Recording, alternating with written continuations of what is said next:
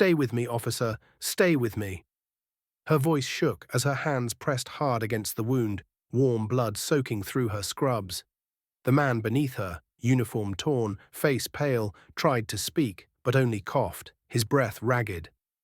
They were in the narrow alley behind the bakery where she worked, the air heavy with sirens and the smell of asphalt dust. Moments earlier, she'd been carrying a tray of pastries to the dumpster when the gunshots erupted. He'd stumbled into the alley, clutching his side, collapsing against the wall before she even realized what was happening. She didn't think. She just dropped to her knees and tore at the fabric around his injury, shouting for someone to call 911.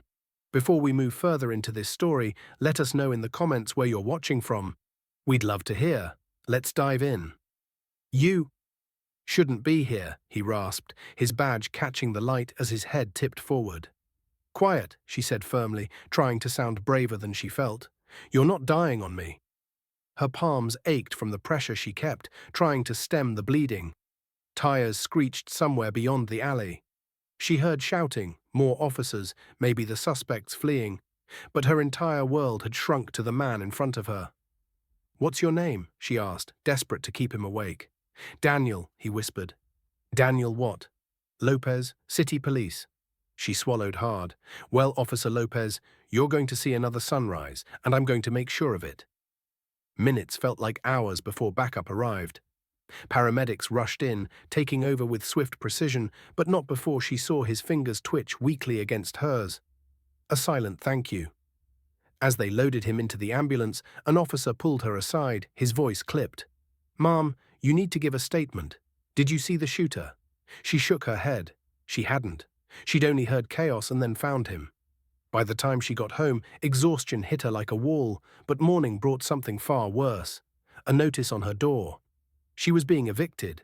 The bakery owner had fired her too, claiming the police scene had scared off customers and caused damages. Her rent had been late before, and now she had nothing to pay with.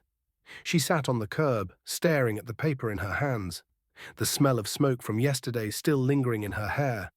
She spent that day wandering, trying to figure out her next step.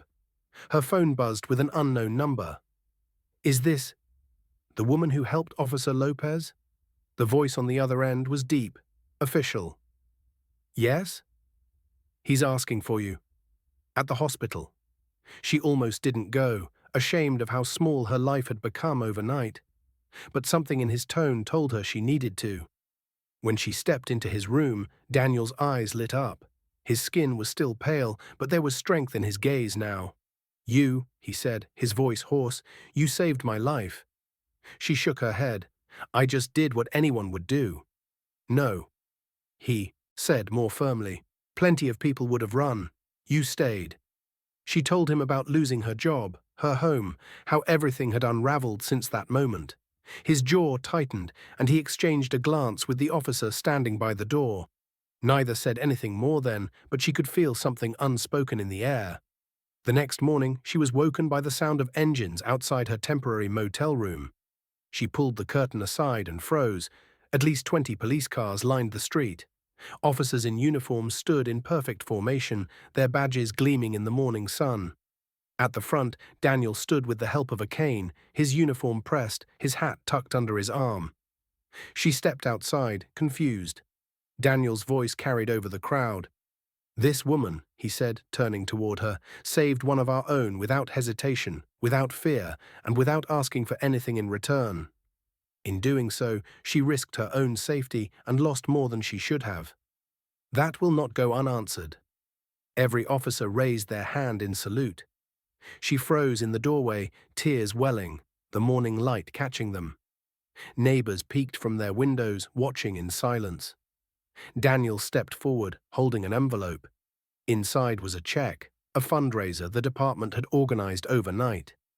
Enough for her to find a new place, start over, and breathe again. But the money wasn't what broke her, it was the respect, the acknowledgement, the unspoken promise that what she had done mattered.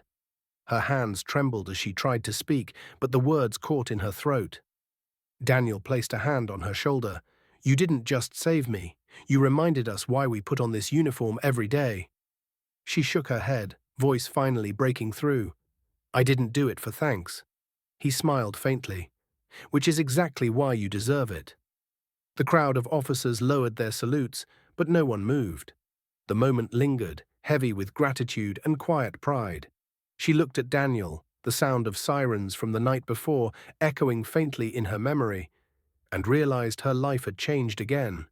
Not because she'd lost everything, but because she'd been reminded of the power of showing up when someone needed her most. You never know how one act of courage can ripple through an entire community. If this story touched you, don't forget to like the video, subscribe to the channel, and let us know how you feel in the comments.